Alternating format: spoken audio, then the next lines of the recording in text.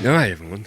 Thank you for tuning into. Like I said, I love it introducing the podcast in like the most commercial way possible because it immediately just goes to a conversation. But today, Will Rizzo, thank you for sitting down with me, Yeah, man. which was a bit of a. I wouldn't say you're the most difficult person I had to get on here, Took a while, my bad. but you're not though. I have another buddy that I just remembered, and he went on vacation like right before he said he was gonna like. He's like, "Yeah, let's hang out, let's sit down and chit chat."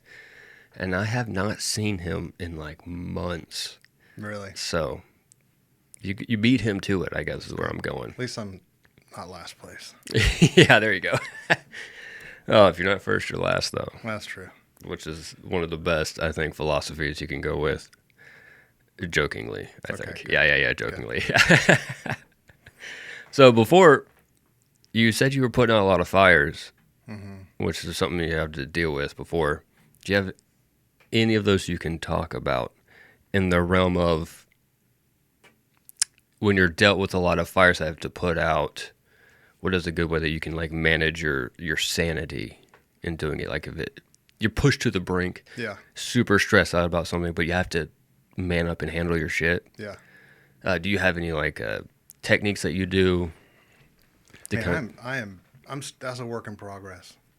I am not the person to give advice on how to manage stress, and it's like these last fires. It was you've heard about liquor liability insurance and Oh, it's a state of South nightmare. Carolina, it's a nightmare. Well, it caught up to us, and we were like a week away from renewing, and got a letter from our provider we had for 3 years, and it was just like, we're not doing it anymore.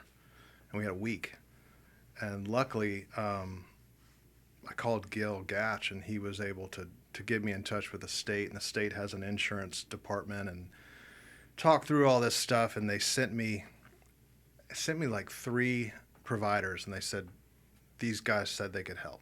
So I reached out to all of them. I got one policy back. Damn. One policy back out of 3 guys, everybody in the state, and it came in like with 4 hours left. Like I was ready to go in to the staff at the bar and say, I will pay your salary and including your tips as long as I can. But here's where we are. And if we lost it, if we'd gone past that day, you got to redo the whole process. So then you're looking at a month closed at the least. So that was tough. But we ended up getting it was like a 500% increase from what we were paying. Oh. But we're open, So I don't know. This 4 years it's probably been the most stressful time of my life. And I think it's just a lot of change. My mom passed 4 years ago. 3.5 years ago, we started the bar. 3 years ago, we sold the magazine, which we'd had for 13 years. Then a year and a half ago, my dad passed. And then we started the second bar. And so it was it's a lot of change, Mm-hmm. Working in the same industry for years, you get used to those fires and you tend to know how to do it. I don't have any experience in food and beverage at all, nothing. So these are all brand new issues for me. And then, losing both, it's a weird thing to be parentless, Mm-hmm. It's odd. It's those are the people you call for advice, and it's just to not have that. It's a weird situation. So I think that's why it's been so stressful. But I'm still figuring dealing with the stress out. I mean, I pray a lot. I pray constantly, and I work a lot out with that. I think God wants us to pray because He wants our interaction, but I think it's primarily for us. Like I work. It almost becomes like a creative board in your head where you're just working stuff out. Mm-hmm. And I know I'm supposed to, kind of let go of things and surrender things, but I'm a bit of a control freak, so I'll let it go and I'll grab it back, Yeah. and try to fix it, But I don't know. I think the thing that's happened for me stress wise is I changed my diet a year ago. I went complete carnivore, so it's like meat, eggs, cheese, water, salt. Mm-hmm. Like that's it, and that has completely changed my life. And I'll notice like it's just the stress levels are completely different. It's like it doesn't manifest. But I'll notice like if I eat like a couple cookies or something like that or some fried food, it's 2 weeks to get back. Wow. So, But that's been, as far as managing stress, that changing my diet's been, it's been huge. I guess it makes sense. It's just sticking to it, you know. Your body's healthier, mind's healthier. Right. And you know, I don't know if this diet's perfect for everybody, but for me it's like it's life changing. That's pretty cool. But stress, man, that's Yeah, that's a beast. it is, and it'll wreck you Yeah. so quickly too. Yeah. I know for a lot of people they cut out like alcohol, and I've gone in my waves of alcohol and dealing with that itself. But it's so easy to notice, like the day after drinking for me. I'm like, oh my God, why is like my anxiety so rapidly high? Why do I feel like everything is weighed down? I'm like, oh yeah, because I drank a lot Poison last yourself night. the other Yeah. day. I'm 11 years no drinking 2 days ago. Damn, dude. Yeah. Well, congratulations. Yeah. That's not easy to do. It was kind of easy for me. I don't know Was why. it? I don't know why. I guess it depends on the person, I Yeah. suppose. Yeah. Yeah, one day I woke up and I was like, I won't do this anymore. Why'd you quit? Um, Just like a random thing, or were there factors leading up to I mean, it? I got tired of feeling bad every day. That'll do it. I didn't like to be hungover and not with my kids. You know, there's a lot of guilt there. But I think it literally was just we had gone out one night and got home at 2:00 in the morning, and I wasn't like drinking heavy stuff. You know, it was light beer throughout the night or something. But I couldn't handle the next day. You know, and I said, I'm gonna give 2 weeks. I'm gonna take 2 weeks off and well, kind of start back up. Just never did. Wow. No. I The took only- Go ahead. a 6-month break one time because I was drinking to be numb. Essentially, Yeah. I was just looking for an excuse to get away from the shit that I felt like I couldn't handle, Right. which is ironic because now you definitely can't handle it. Right. Yeah. And so it got to like a point, and I think I've talked about it on here before. I'm not entirely sure, but I was trying to do like pop-ups, like little art events. So I'd go to like music festivals, like All and All, for example, and I would try and sell a little piece of art, but no one's going to spend any good money. Right. So I'd walk away like a good day was like maybe if I made $40, but with the amount of gas I was spending, and I couldn't do it without having some kind of alcohol with me. Like I had to have something to drink while I was there, and it couldn't be non-alcoholic. Right. So I had to like put myself in that mindset. I'm like, okay, I'm buzzed. I'm having a good time now. And I remember staying at my parents' house when they were out of town, and I was all alone. It was very peaceful and it was quiet. And I was like, oh shit. It's kind of like taking the frog out of boiling water. I was like, oh my God, what have I been doing? Right. And so I quit for a while, did 6 months to see how I felt. Didn't exactly expect to get back into it. And it was pretty slow starting in the beginning, but I did start drinking a little bit here and there. And then it's anytime I've noticed like my mental health has slackened a little bit, it's a hard cutoff. Yeah. Like, nope. Until I right myself, I don't like to go back. And I've obviously struggled here and there, but it's pretty nailed down tight at this point. Yeah. I mean, I've had anxiety for 30 years now. And I remember going to a psychiatrist downtown. And she looked at me and goes, you know, drinking a 6-pack is just like taking a pill. I was like, oh, there you go. Mm-hmm. Doctor told me it's good. You know? That's an interesting way of taking prescribing it. alcohol. Yeah. So I don't know. I was always that. I couldn't stop, you know? Oh, Like dude. Dottie can go out and have 2 beers and 2 drinks, whatever it may be, and she won't drink for a month. I'd have 2 beers and then 2 more and then 2 more, and then when we got home, I'd have 2 more. You know, just Yep.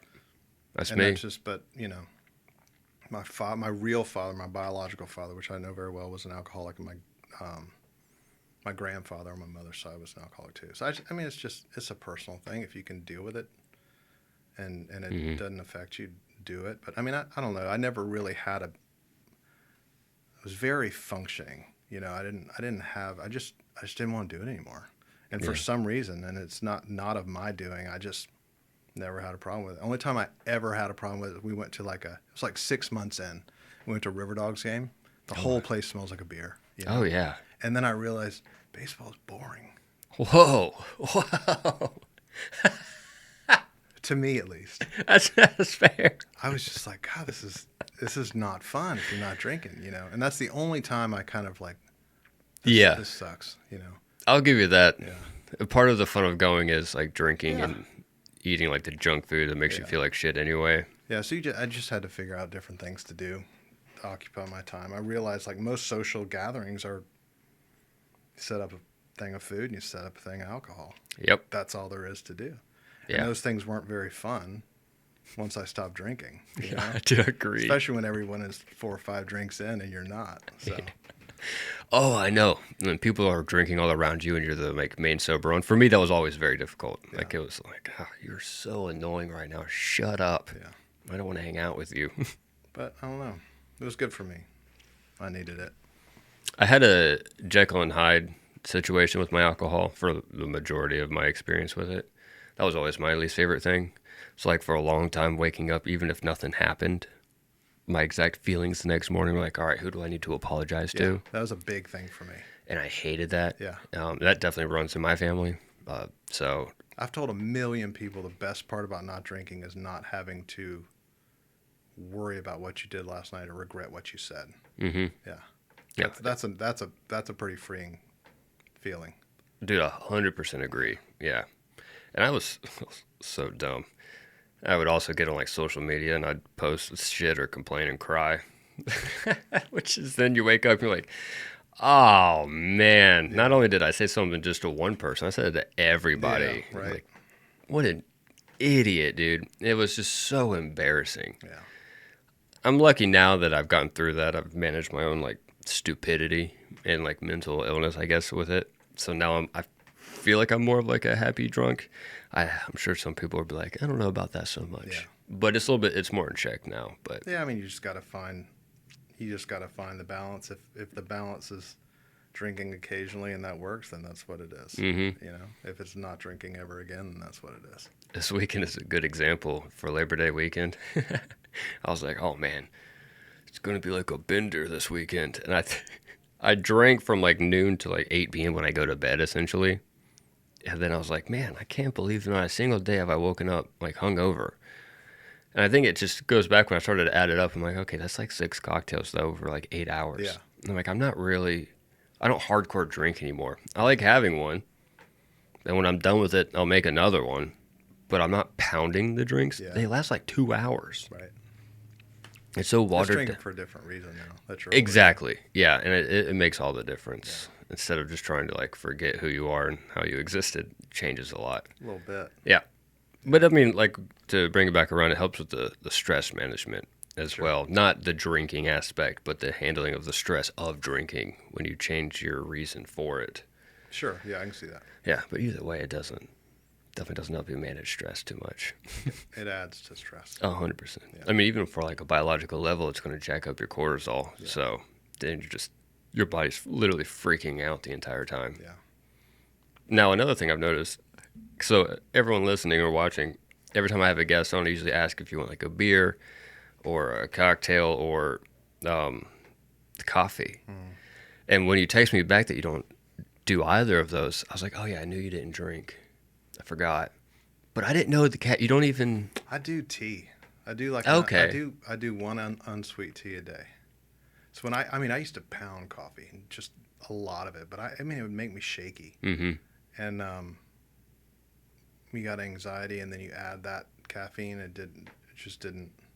I still like it. I love the smell of it. I love the taste of it. I'll have a decaf coffee every once in a while. Okay. But yeah, I don't have any decaf. Yeah, I don't have many vices left, man. Also, that's one thing I was like, cut them all out. A lot of us have vices at this stage. I know like the younger generation doesn't really, except for like vaping probably. Yeah. But I'm like, that's interesting. It's just like raw dogging life. Yeah, I mean, I still like nicotine is my thing. Oh, there it is. Okay, yeah. Cool. Yeah. I mean, we share that in common. I still have a dip in my mouth probably 20 hours a day. But yeah, you're old school with it. Yeah. No pouches. I bought a can of pouches one time because Dottie kept complaining it was all nasty in my mouth.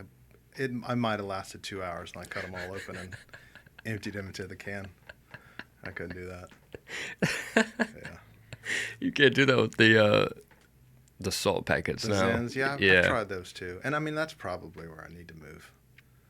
I do the Lucy Breakers. What's that? It's probably nothing you're going to like. So they have like a little flavor, little capsules in there you can pop and it bursts the flavor into your mouth, which also like slims down the burning that the pouches usually do for my gums. I like the burning. Yeah, I see it people do. Yeah. Yeah, so for me, I didn't like that. I didn't care for it. So Zins hit harder than these do, but these taste better. So like it also helps my sugar cravings, which is nice. It's like, dude, I've got a crazy sweet tooth. Yeah, I do too. That Ooh. sugar would be that would be the drug that is tough. Mm-hmm. That's tough. Like I was on this carnivore for like 8 months. I mean, it solved so many issues, mental clarity issues, health issues, all my aching joints like just stopped at me. I mean, it was amazing. One day I'm driving down the road and I'm like, I've been pretty strict on this. I'm gonna have a candy bar. It's like 9 months later, right? Mm-hmm. Stopped at the gas station, got a candy bar. I stopped at the next gas station, bought 2 more candy bars. And then stopped again at another. It was that bad. And it literally took me probably 6 months to get back on. From that one break, it took me probably 6 months at least, yeah. What candy bar? It was one of those Reese's Ooh. ones with the pretzels in them. Yeah, that was a good choice, though. Oh, they're so good. They are. But it was like I'd done drugs again for the first time by just eating a candy bar. Yeah, dude, I bet that sent your brain in like crazy mode. It was nuts. I felt bad, and it was it was compounding. But I didn't feel good for 6 months. Damn. Compared to where I was. Yeah, no kidding. So I'm like, I don't really care for candy that much, and I can't eat a lot of chocolate. It makes me feel bad. I don't know why. Yeah. But dude, baked goods. Oh yeah. It's hard for me to say no, especially working at Coastal. Oh, I'm sure. I'm filming things. I'm like, oh, what is that? What you got over here? Yeah. Like today, she had banana bread out. Oh God, I love banana bread. I do too. She's not serving the ends. Yeah, you gotta eat the heels. Yeah, they're wrapped up. They're gonna be tossed. I'm like, I'll eat them. I can't do it, and it's like it's kind of been a lifelong kind of quest of mine to figure out what are the things that make me feel bad, and I think I've finally figured it out. It's just hard. It's not easy. It's not easy with everything you've got to just eat meat, eggs, and cheese all day, every day, and to know that that's all you're going to eat every day. But you got to weigh the, pros and cons. Good? Is my health good? As opposed to, I could eat that cookie, but I know it's going to be 3 or 4 days. Yep. Before I get back to my baseline again. It's not going to be worth it. It's just not worth it. Yeah. Yeah. I still fail all the time. Well, I mean, we're human. It happens. My sugar's cracked. Yeah, dude, I know. It is. So good. And and the thing too, after a while, you kind of forget how bad you feel. At least for me, I'm like, oh yeah, I probably didn't feel that bad. Yeah, I'll be okay this time. I've been doing good. And it's almost like the better you have been doing, the more it wrecks your whole like system that you've built up. So it's like, oh wait, no, I was wrong. Yeah. So like, I can't really do fast food just because for pure financial reasons, I eat close to what you eat, but I add like rice or pasta in every now and then just to make it last longer. But if I have like even Chick-fil-A, which for some reason in my brain I put higher up on the quality value, but I don't think it really is. Probably not. Yeah. So like that or like Taco Bell or anything, I'm like, dude, I'm down. Yeah. Like I'm not leaving the house. I got to be there within like 15 minutes. Oh yeah. Yeah. It's bad. I don't ever hate myself for it, except for the moments where I'm in there literally dying. But yeah dude, it's hardcore. I think that's like your body's going to build up to it. If you eat it every day, you're going to be good. But once you cut it out and then you go back to it, it's tough. Yeah. You kind of see how it's pretty much poison. Do you do food prep? Do you like cooking? I don't cook at all. Oh shit. It's weird, dude. We don't, especially with owning the bars and stuff. We're just never home. Oh, good point. Yeah, we're just never home. We eat out pretty much every night of the week. every night of the week. But I mean, I'm easy. I can eat the same thing every day. Mm-hmm. I could go to the same restaurant every day. Dottie's different. She needs like a 3 week in between. Mm-hmm. Yeah, I'm like you. I literally have been eating like the same meal for like 4 years. It doesn't matter. Where do you go? I mean, I'll go anywhere. I can always find something anywhere. Like, I went to Wendy's today. Damn. I got a double cheeseburger with bacon and just ripped all the bread off of it. And I've noticed that it doesn't really matter. Like, if it's meat, it's meat. It doesn't matter if it's good quality or bad quality or whatever. Okay. It doesn't matter. Huh. Interesting. Wherever I go, I can find something to eat, potentially, Yeah. Good point. It's a good move. My brother's pretty healthy and strict with his diet. He's got better genes than I do. Different fathers. Yeah. And we'll go out to like Waffle House, which is like his favorite thing, but he'll get primarily just meat. He'll have like one bite of like a pancake essentially or a waffle. But everything, he'll get like the steak there. It's pretty good. Yeah. I was like, what? And then like the ham and the eggs and everything. I'm like, what is that?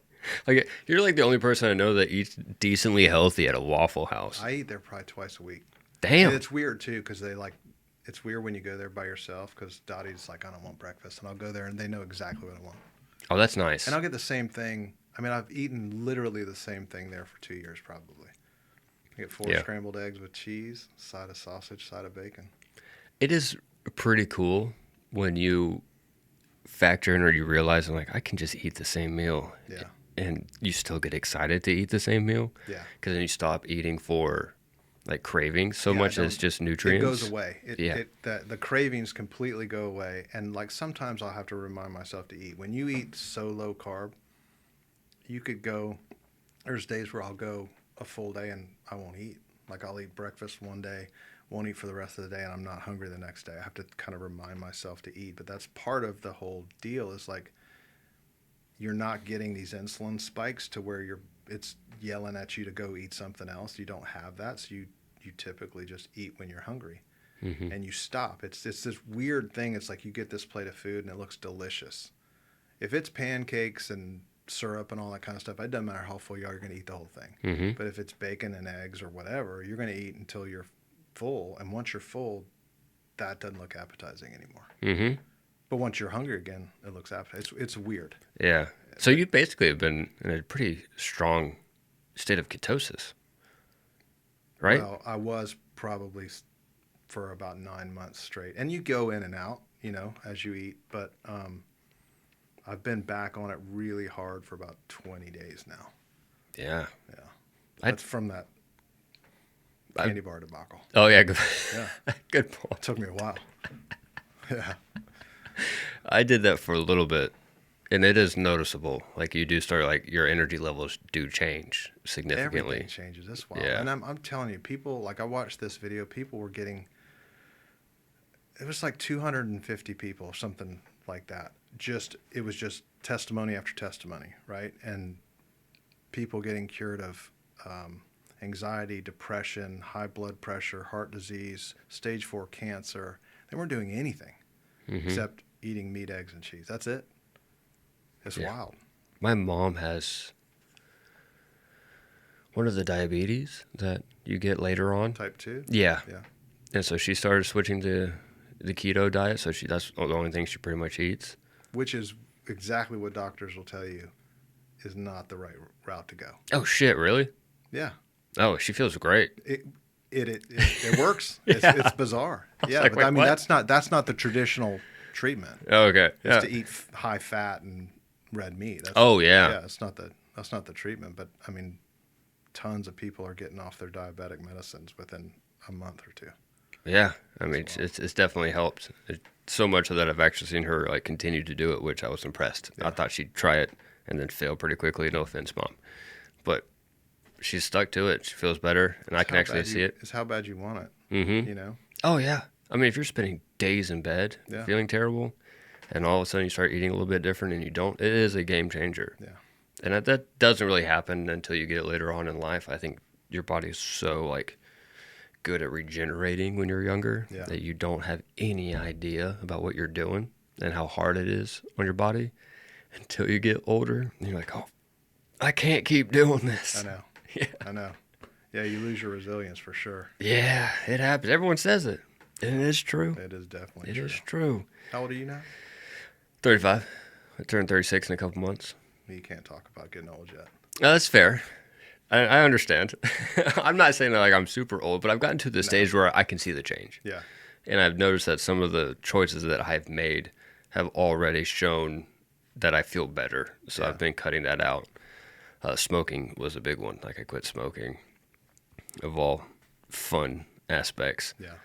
And I mean, I still sound like a little nasally and blocked up, but for a while I couldn't get through an entire night of sleeping because I couldn't breathe.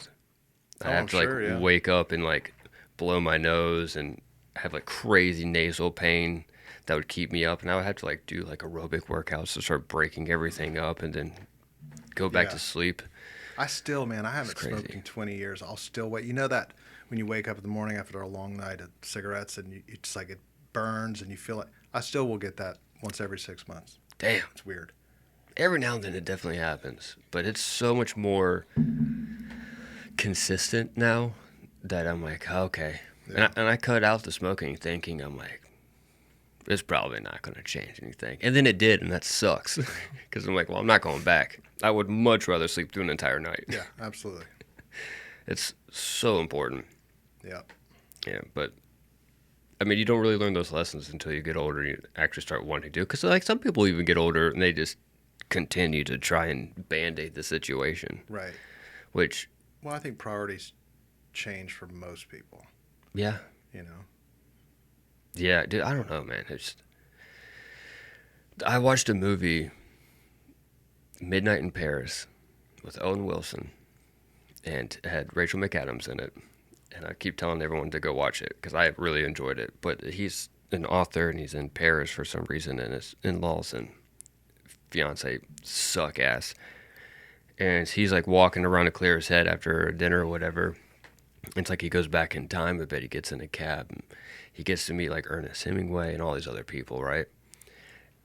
So much drinking, so much like smoking. And like you really look at the culture back then and like these people are old. And they are just pounding the alcohol and the vices and everything. Yeah. Like, what in the world? How do you live your life like that? Yeah. There was no... I guess their priorities weren't on bettering their health. They're more, I guess, on their art and passion at the time, which is different. But they also marketed cigarettes as a healthy. If you look at old cigarette ads, it told you to do it for your health benefits. Yeah. So they didn't know. Yeah, but yeah, at that age, I can't even imagine. I can't either. Yeah. And even to the point where I can't get to a position like I said, even starting now, and like you said, I'm not even old enough yet. But even now, if I started feeling that bad, I would have to figure it out. Like my brain wants to figure out why I feel bad, and that's I guess a good, important like perspective change. Did they not even ask that question? Yeah, like that's crazy. I don't know. Yeah, it's bizarre. I read somewhere that Sigmund Freud liked cocaine so much that he would give it away as a gift to family and friends, and that's crazy. That's crazy. Especially as like a philosopher, like therapist type. I heard something recently that he studied like they don't know how eels, and this is probably some random TikTok thing that could be true or not, but they study eels and they have no idea how eels replicate. They can't figure it out. And there was this one scientist that did all the studies for years and years and years that drove him crazy, and it was him. Holy shit, really? And then after that, that's when he switched over to his other studies. What an interesting time. It's wild. I think really diving down into like a weird like niche passion that is super bizarre is almost a forgotten art at this point. We're so distracted. Yeah. Yeah. That no one can really just like, I guess if you disappear and do that kind of thing, unless you then start getting in and making TikToks all over the place, no one's ever going to know about it. Right, yeah. Yeah, it's very interesting. Like, you don't really hear that a lot. Mm-mm.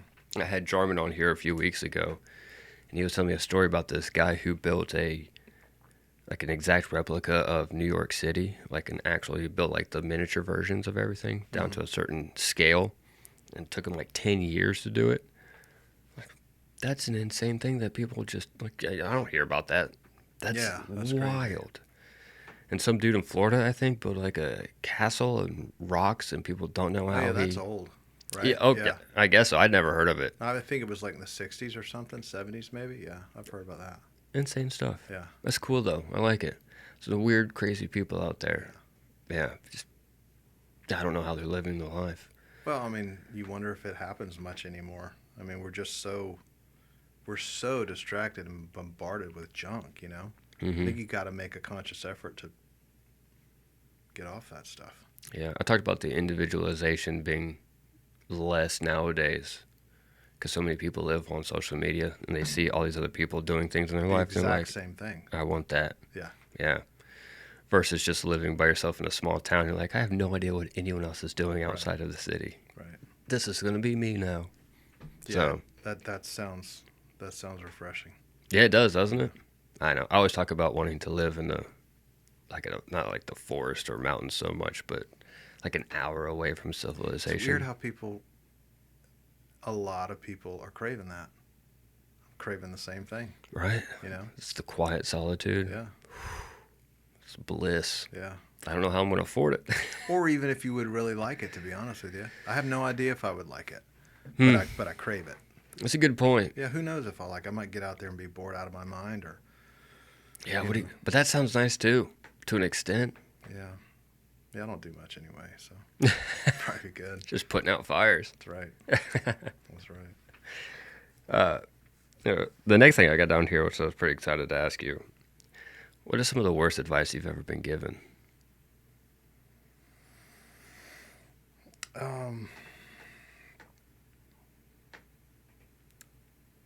Well, I'm sure I've been given this advice. To be honest with you, I think everybody has, but it's going to sound weird. To follow your own heart. I think that's dangerous, because I mean our heart leads us to some pretty destructive things. Yeah, You know, I like that. I don't know. That's always been it's always sat a little weird with me. You know. Mm-hmm. Yeah, because your heart's tied to your emotions. Yeah, and it's tied to the situation you're in right now. I think, I don't think the heart is completely deceiving, but you've got to have some truth behind that desire, you know. Or it could, if you live your life, in my opinion, if you live your life by just following your own heart, doing what makes you happy, doing what makes you feel good, that's dangerous.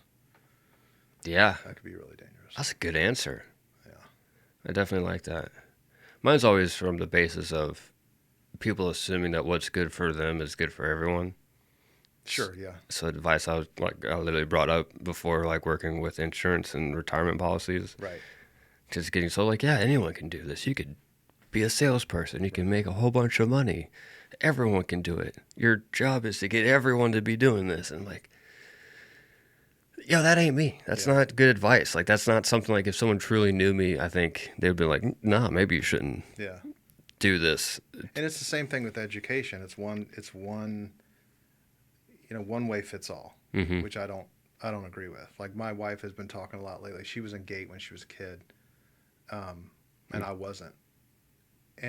But you only get chosen for like the gifted and talented or the honors if you're like proficient in math and science.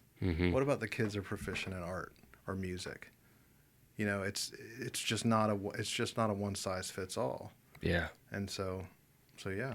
I mean, if someone ever told me I'd be a really good salesman and make a lot of money, that ain't happening. I did it one time. I went into car sales for one day. God, it was 25 years ago maybe. And I'm sitting there, and the guy's like, you know, you're going to be with me today. And he said, that's the worst car we got in the lot. It was like a Honda Civic or something. It's terrible. It's a piece of crap.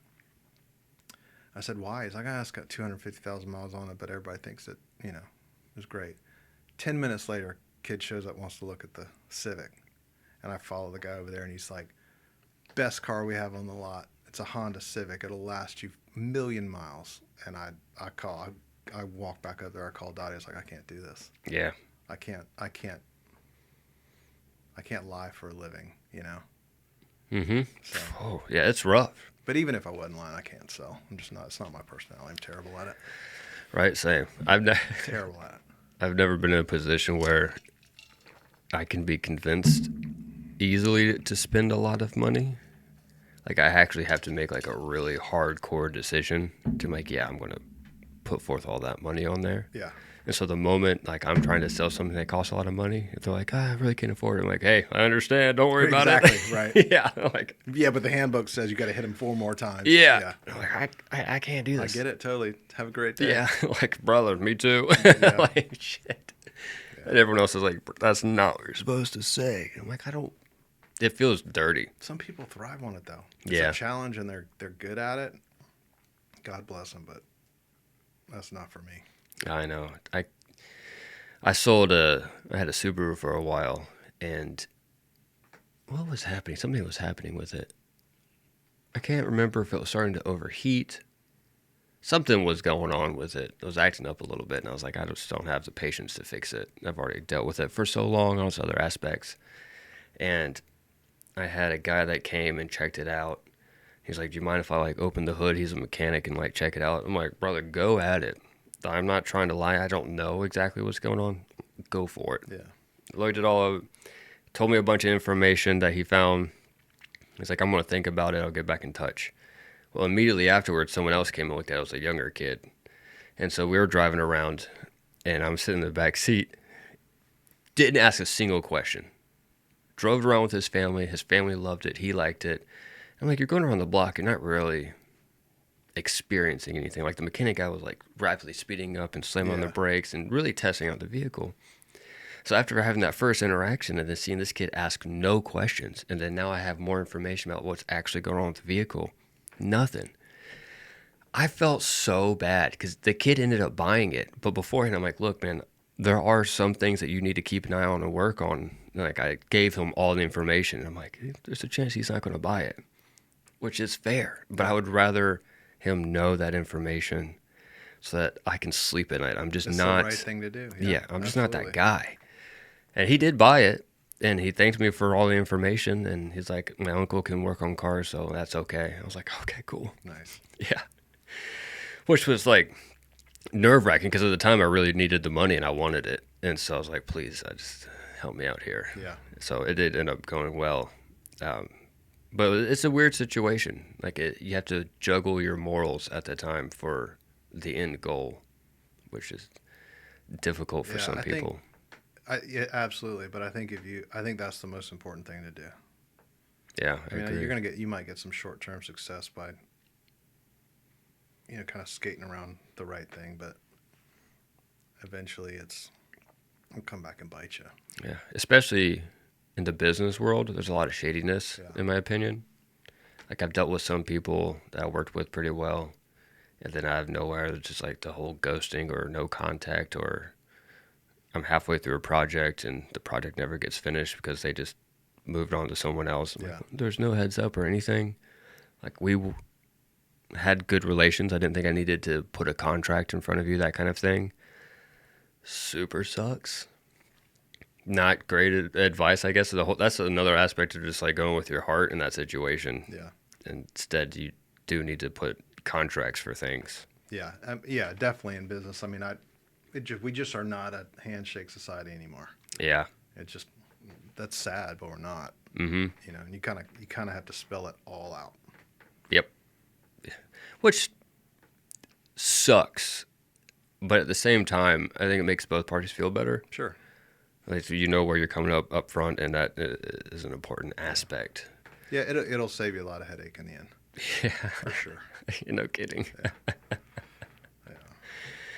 Oh man, which is part of that for me is not even wanting to deal with that whole aspect of the business world. Like most of my business, like I do like freelance graphic design and stuff. It stops at me, and I send out contracts and whatnot. But the aspect of hiring employees and broadening and growing a business is daunting because I've had such other experiences that negate my enjoyment, I suppose. Yeah. I think you've done really well. I actually think about you a lot in the terms of business because you've grown in my opinion, in my outside view, like you have done like crazy, awesome growth. Because even before like I really even knew about Azalea, I think I was a maintenance kid at the YMCA, and you used to work out because I recognize your tattoos. Yeah. Yeah. So later on, when I found out about Azalea and everything, I was like, holy fuck, I know that guy. So at that time, to me, you're just like, oh, you're like a cool, like artsy, like tattooed guy. And then I started like paying attention. I'm like, oh, Azalea's fantastic, so well curated and built. And then your artwork was fantastic. And then it built onto Azalea and then Godwin's. I'm like, dude, this is the sweet tea stuff was also very cool to find out that you had a big hand in that. Yeah. I'm like, it's really cool to see the growth there. And it didn't seem from my perspective that you were hesitant at all. Everything Dottie and I have ever done business wise has been on a whim. Everything. And I wouldn't recommend that as a strategy, but it just, we went, I had a record deal after college in Nashville for a couple of years, and we got pregnant with our first child. Decided to come back home to Summerville for her to be with her mom, first couple months. And so after that was over, it's like, what are we going to do? We go back to Nashville. The label I was on was floundering, so I was going to have to go up and kind of reestablish things. And I had some minor success up there, but it's a dirty business. At least it was then. I'm sure it probably still is. But I just remember really liking working with the designer on my album art. And it was just like, why don't we go to art school? Okay. And we just went to art school and ended up falling in love with design. And we had some really good teachers and we had some not so great teachers. So we just started like subscribing to all these magazines. Like we had design magazines, we had fashion magazines, we had lifestyle magazines, and it became kind of like a course in itself. They were trying to teach us even more. But we spent like 3 years in the agency world, and then we opened up our design business, and then the magazine came. And I mean, the magazine literally was, we had heard a lot. Did a lot of branding work for people, and they're like, well, where do I put my money? And they're like, I don't want to put it in the paper. And online was kind of new back then. It was, social media wasn't what it is today, but I was like, I don't know. I don't know what to tell you, But just one day I was in an office downtown and had a conversation with somebody. I was like, I'd like to start a magazine. That would be kind of cool. And I told Dottie, she's like, yeah, that'd be kind of cool. And we were driving down the main street, and they were building our first Starbucks. Oh, wow. And this is how it went. We're about to get a Starbucks in Summerville. It's about to blow up. Yeah, it's about to blow up. We should start a magazine before somebody else does. Okay. That's it. That was the strategy. Thank you, Starbucks. But like that was it. Like we just, and the bar as well. I mean, it was kind of at the beginning, it was an extension of the magazine. We ended up selling the magazine 6 months into it, but it was more of creating something rather than having a bar. Like we don't want to do the same thing that people are doing. And from a business aspect, you look and say, well, there really isn't anything like this here. If people want to go to a cocktail bar, they're going to go downtown. And so you fill a need, but it wasn't, for us, it wasn't about, building a business or a new, stream of income or something like that. It was the act of creating that space that was really the driver. I can really relate to that. But I don't know. It's working for yourself and kind of doing what you love to do. It's tricky. It's very rewarding, but it's tricky. Mm-hmm. But I can't even imagine though working for anybody. We've been on our own for so long that the idea of having to go back to that is completely foreign to me. That I would blow not my like mind. It, but I mean, it's hard work.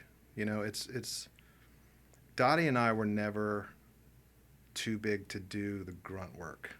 I think is why honestly, I think that's why things have been successful. Like we really cared about Like if I was going to put out a magazine and it was a magazine, I think we started out with like 10,000 copies or something like that. That magazine had to look like it was on the newsstand with at Barnes and Noble with everything else, or it wasn't important to me, you know? And so that stuff is just important. It probably adds a lot to the stress, you know? Like even today, like I can still be creative at the bar. One way I still do all the social media and I do the menu design and all that kind of stuff. But every quarter we have new cocktails. So the cocktail, you know, the bartenders come up with these really incredible drinks that I don't know anything about and couldn't do. But I get to name them. And I really look forward to naming the drinks. And I put way too much time in naming a cocktail. But that's important to me. Yeah. If someone says, "Why'd you name it this?" I like the fact that there's a story, there's a thought process behind it. But that adds to stress, but it's important. I do have a question, but before I get there, Yeah. I would like to say, y'all sweet tea cocktails that you created, or collectively as a group, or however it happened, some of the most creative and delicious cocktails I've had in a very long time. Good. It's mind blowing. I remember when you came over and were like, "Taste this," and I was like, "Please let me." I was like, "What is going on?" I immediately started texting like, Oh, the ones at Godwin's? Yeah. Nice, yeah. Immediately started texting like a group of people. I'm like, "Wait till this comes out. You're gonna want them." Yeah. It's so good, man. Well, I appreciate it. I think I get one out of the 3 times that I go, depending on how much money I have at the time. Yeah. But it's so creative and well built, and it's not just like one sweet tea cocktail. There's like what, 6 of them? I think 6 now. Yeah, which is mind blowing because there's a pina colada one, Yeah. but you can taste the sweet tea in it. Yeah. It's so clever, so cool, and I think it's awesome. But my question is, how far do you think you would have gotten if it was just you and not you and Dottie? No, I would have failed year one. I am, you know, I know there's some debate on the left-right brain thing, but the stereotype, I'm 100% left brain. She is way more balanced than I am. I know how to do what I do good. I feel like I'm pretty proficient in it, but everything that goes into running a business, she does everything else. Damn. So I mean, we had a couple writers that wrote for us in the magazine, and we'd get some photography provided every once in a while if it was a larger company that kind of had a branding firm behind them. But she would take 90% of the photography. I do 100% of the design, but then she would do all the accounting and the majority of the editing and the first rounds. I mean, she did all of the logistic work behind all of it, on top of her, you know, her creative stuff that was her responsibility to do too, you know. That's impressive. But yeah, and we, I mean, for the longest time, we'd get the magazine out and then we'd put them in our car and we'd drive around and deliver them. You know, I mean, you have to be willing to do the grunt work. You can never be too big to do it. I mean, the goal is always to kind of free up some time and not have to do all that stuff. But you know, we did that stuff. But no, if it wasn't for, I mean, Dottie and I, we have definitely different skill sets. We overlap a little bit, but our skill sets are completely different. And I'm the one that's like, let's just do it. And she kind of has to give a little more thought, Yeah. you know, and how she looks at the long term. What all is this going to take other than the fun stuff? How much time is this going to take? How much energy and effort? And can I do it, or do we have to hire that stuff out? But no, I wouldn't have lasted. I may have lasted. It wouldn't have been very successful. Yeah. You know. I'm jealous. Yeah, I mean, and that's a good thing. And even if it's not your spouse or a friend, I mean, it's in your instance, I think if you wanted to grow your art business or your design business, I think a smart thing to do would be to find that person that fills in the gaps where they are in you. Mm-hmm. And it's got to be the right person, though. You can't force it. We try to force people in I've to those tried. positions a lot, and it has to be the right person. And Yeah, so, absolutely. Yeah, Dottie and I have been really, really lucky in that sense. Man, But I've been lucky too that I think she pretty much has been, for the longest time, following what I've wanted to do. Because I just have this like insatiable desire to create. It's weird, and I'm sure you get it, but it's like so much. It's like all in. It's just engulfing, and sometimes it's not even a good feeling. Like I just need to do something different. I mean, that's where Godwin's came from, and I just wanted to create something else, and she was like, I don't know. She was a little more hesitant with that because taking on that, it was a lot, Oh yeah, you had to do a lot of work. And it's just a lot goes into, especially for a creative, and this. It's like you get into that world. It's your business. This is your creation. Like I don't leave that stuff. I can't leave that stuff at work. It's a constant. What can I do better? How can I promote that differently? Mm-hmm. Am I staying on brand, or is this way too off? Do I need to reel this back in? Do I even want to do? Am I even the best person to do this part of the job, or should I look at somebody else? But yeah, that's all. Dottie and I have always tried to do is the absolute most that we could possibly do, because it's easier to manage yourself. I agree. And to manage expectations, knowing who it's coming from, but yeah, it wouldn't have been the same picture without her. I kind of feel bad for my friends because I'm a lot like you. I just randomly get these crazy creativity ideas. I'm like, I want to create this thing. Yeah.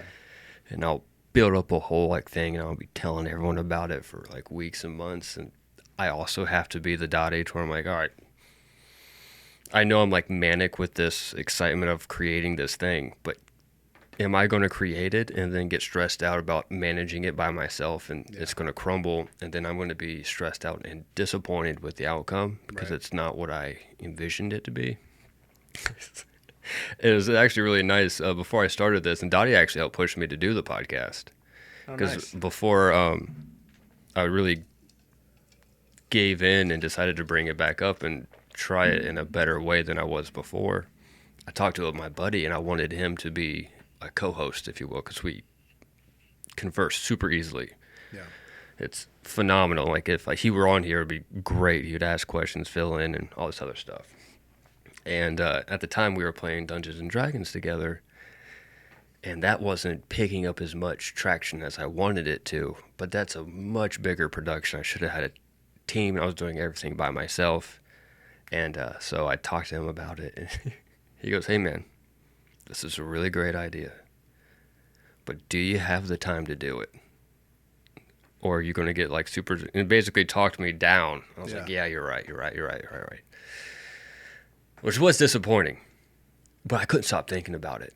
It just drove me insane. I just kept thinking about this podcast and the conversations I wanted to talk to people, and then I would talk to you at the bar or whatever, and I'm like, yeah, it would be so great if this was in a room where we could sit and talk, and I could share it and all this other stuff, and I can ask specific questions that are a little bit not bar talk.